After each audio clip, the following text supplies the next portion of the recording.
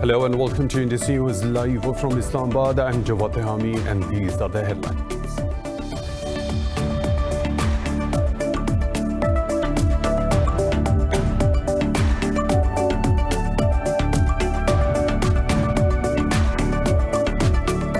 Afghan President Ashraf Ghani says releasing 400 remaining Taliban prisoners does not lie under his constitutional powers. Speaking at the Loya Jirga in Kabul, Ghani said the Taliban put the prisoners' release as a condition to start the intra-Afghan negotiations, but a mutual consensus is important on freeing the inmates convicted of serious charges. Meanwhile, the US has commended the meeting, saying a positive outcome will remove the hurdles to start the negotiations.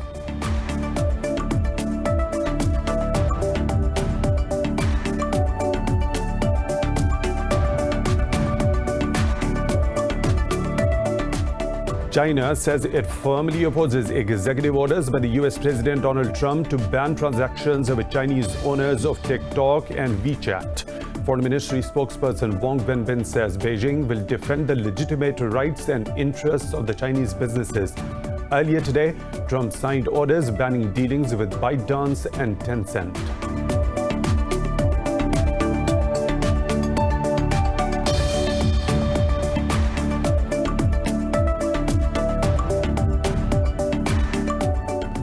In Lebanon, protesters have taken to the streets of Beirut following the blast that resulted in the killing of 157 people and injuring over 5,000 on Tuesday. Clashes broke out between riot police and demonstrators who are calling for the government to resign. Meanwhile, state media claims authorities have taken 16 people into custody as a part of an investigation into the port warehouse blast. Those are the headlines and detailed stories right after a short break.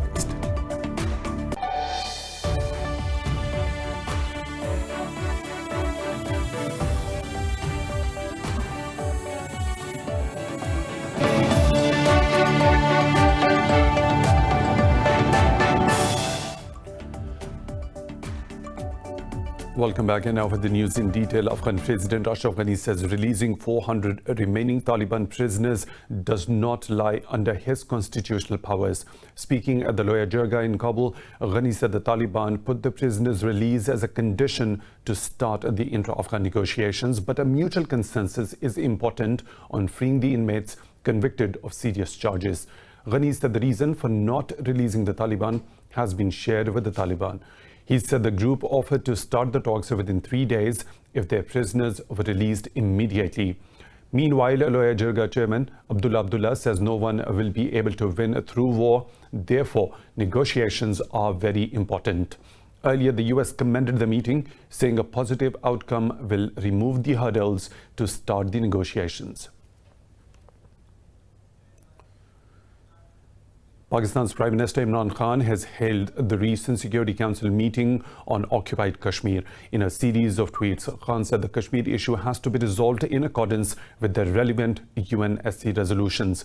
He said the Security Council has the responsibility for not only maintaining global peace, but also of ensuring the implementation of its resolutions on occupied Kashmir. He added that Kashmiris must be given the right to self-determination under a free and fair plebiscite. Khan said Pakistan will continue to extend all possible support to the people of occupied valley until they secure their right. Israel says its warplanes have targeted multiple locations on the Gaza Strip. The Israeli Defense Ministry says it struck Hamas's underground infrastructure in retaliation to explosive balloon attacks. Israeli warplanes struck the position in Beit Lahia belonging to Izz ad-Din al-Qassam brigades. No casualties have been reported so far. This is the second escalation between Israel and Gaza this week. Earlier, Hamas said Israel is exporting its internal crisis to the Gaza Strip. China says it firmly opposes executive orders by US President Donald Trump to ban transactions with Chinese owners of TikTok and WeChat apps. Foreign Ministry spokesperson Wang Wenbin says Beijing will defend the legitimate rights and the interests of the Chinese businesses. Meanwhile, TikTok said it was shocked at the Trump administration's order and can go to the US courts to ensure fair treatment. The company said it will pursue all remedies to ensure the rule of law is not discarded. Earlier today, Trump signed orders banning dealings with ByteDance and Tencent. The US alleges the apps automatically capture personal and proprietary information of American users, which is then accessible by the Chinese Communist Party. In Lebanon, anti-government protesters have taken to the streets of Beirut after the blast that killed 157 people and injured over 5,000 on Tuesday. Clashes broke out between riot police and demonstrators who are calling for the government to resign. Riot police were deployed at the protest after some demonstrators burned objects and hurled rocks at security forces. The protesters blamed the government's negligence for the blast. Since the explosion, 2 government officials have resigned, saying the catastrophe has highlighted the need for a change in leadership. Meanwhile, the state media says authorities have taken 16 people into custody as a part of an investigation into the blast. The global number of COVID-19 cases has crossed 19 million with over 715,000 deaths. This comes as the US records 2,060 more deaths and over 58,000 new infections, increasing the tally to nearly 4.9 million. In Brazil, 1,237 people have lost their lives to the virus in the last 24 hours, taking the fatalities tally to over 98,000. More in this report. The coronavirus continues on its path of devastation, with keeping the Americas and Europe in its sights. The University of Washington forecasts the U.S. death toll can reach 300,000 by December if President Donald Trump goes ahead with opening schools. Mexico's death toll has crossed 50,000 mark after 819 more died in the last 24 hours. In hopes of stopping the surge of the virus, Brazil has vowed to set aside $356 million for COVID-19 vaccine developed by AstraZeneca and Oxford University. That was a job done with the Health Ministry, the Oswaldo Cruz Foundation, with the AstraZeneca company and with Oxford University in London, England. We studied all the vaccines, and this is the most promising so far and should start being used in the population from December or January next year. In Europe, the second wave of the coronavirus is surging as many countries reimpose lockdowns to curb further transmission. The UK is set to remove Belgium, Andorra, and Bahamas from safe travel list amid fresh cases being reported in the countries. Denmark has dropped plans to lift curbs on public gatherings originally planned for this month after seeing a spike in infections. France has reported more than 1,600 cases for the second running day. As many countries around the world work on cure against the virus, the World Health Organization has warned of vaccine nationalism. Vaccine nationalism is not good. It will not help us. When we say it should be a global public good, it's not sharing for the sake of sharing. It's only because it has advantages. For the world to recover faster, it has to recover together. Because it's a globalized world, the economy is intertwined. Part of the world or few countries cannot be a safe haven and recover. They should recover together with the rest of the world. Meanwhile, in Asia, mainland China is still trying to get the locally transmitted infections under control. China has recorded 37, while South Korea reported 20 infections overnight. In India, the number of COVID-19 infections has crossed 2 million as the country reported a record of more than 62,000 daily cases. The Health Ministry says 886 people lost their lives in the past 24 hours, with the toll over 41,000. India has the third highest caseload in the world after the United States and Brazil. The virus has surged nationwide since the government began lifting lockdown in a bid to rescue the economy. Meanwhile, community health volunteers have gone on a strike, complaining they were ill-equipped to respond to the wave of infection in rural areas. Around 900,000 health workers participated in the protests, saying they were not given personal protective equipment or additional pay. In Pakistan, 17 more people have died from COVID-19 in the last 24 hours, raising the total to 6,052. The Health Ministry says 782 cases were reported overnight as the tally crossed 282,000. The ministry said over 258,000 people have recovered from the virus so far. It said there are now over 18,000 active cases in the country. Sindh remains the worst hit province with over 122,000 infections, while Punjab has reported more than 94,000 cases. Meanwhile, the government has announced to reopen tourism and hospitality sector, cinemas and sports activities, among others, from Monday. Switzerland has signed an agreement with the US-based biotechnology company Moderna to get early access to the potential COVID-19 vaccine. Under the agreement, Switzerland will get 4.5 million doses of the drug. The Swiss government is also talking to other companies and has allocated $329 million for the acquisition of a possible cure. Meanwhile, Japan is also expected to sign a vaccine deal with AstraZeneca for over 100 million doses. AstraZeneca says it will start supplying the vaccine overseas in September and is expected to begin clinical trials in Japan later this month. In Sri Lanka, the ruling alliance of the Rajapaksa brothers has won a two-thirds majority in the parliamentary elections. Official results show the Sri Lanka People's Front has bagged 145 out of 225 seats and 5 more from its allies. The party received 6.8 million of the popular vote. Prime Minister Mahinda Rajapaksa and his brother Gotabaya have secured the supermajority needed to carry out the promised constitutional changes. Gotabaya Rajapaksa said the results indicate an excellent victory for the SLPP. The opposition of the former Prime Minister Ranil Wickremesinghe has been trounced, having lost all but one of the 106 seats it held in the outgoing parliament. It's time for a short break. We'll be back with more stories. Stay tuned.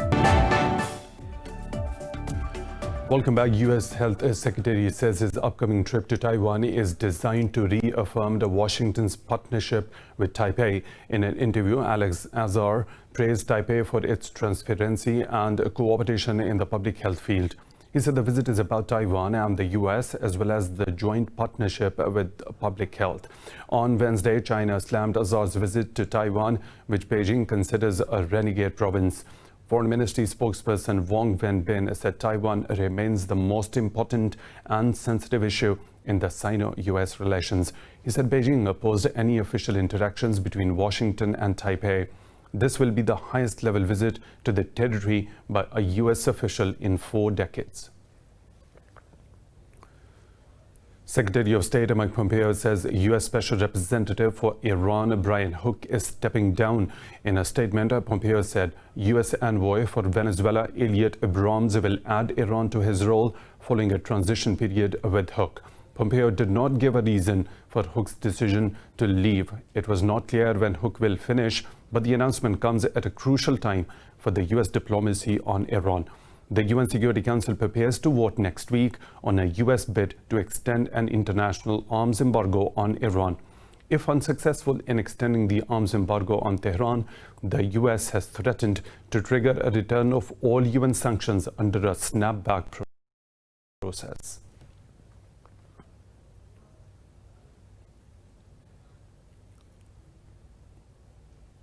Libya's government says it welcomes US sanctions on 3 individuals and a company alleged to be smuggling fuel and drugs to Malta. In a statement, the National Oil Corporation said the network has made significant attempts to destabilize the country. The NOC said they will continue to submit reports to the Security Council and follow legal procedures to hold all these people and entities accountable. Earlier, the U.S. Treasury Department announced sanctions on Libyan nationals and a Malta-based firm, Al-Wafq Limited, for illegal activity. The department's Deputy Secretary, Justin Muzinic, said the conflict in Libya stems from competition for control of smuggling routes. In India, 15 people have been killed after a landslide triggered by heavy rains hit the southern Kerala state. A local official said 16 people were rescued, but 50 others are still trapped under the debris. A heavy downpour in the area is hampering rescue operations. The area has been witnessing heavy rains for the last 3 days, leading to disruption of communications. The Weather Bureau has declared a red alert in 3 of the state's districts, Kozhikode, Wayanad and Idukki.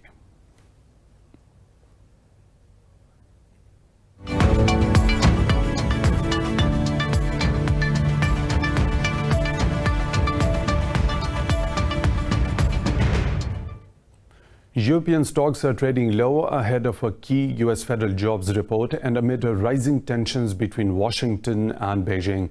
Frankfurt's DAX is fractionally low. London's FTSE 100 has lost marginally. CAC 40 in Paris is also down. Pan-European stocks 600 is less than 0.5% lower.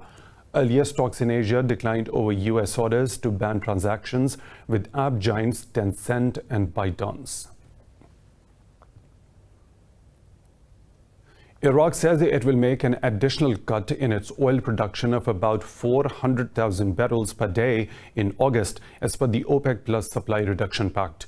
In a statement, the oil ministry said the oil output cut in August will be over and above the agreed cut for the month. The OPEC and allies began a record supply cut in May to bolster oil prices hammered by the coronavirus crisis. Iraq is cutting output by 1.06 million barrels per day under the deal. Baghdad says it is committed to the OPEC Plus agreement and will boost compliance.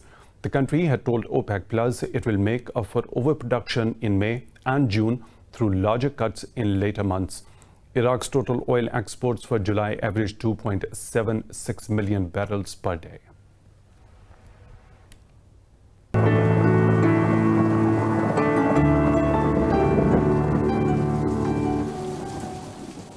Now the weather situation from around the globe.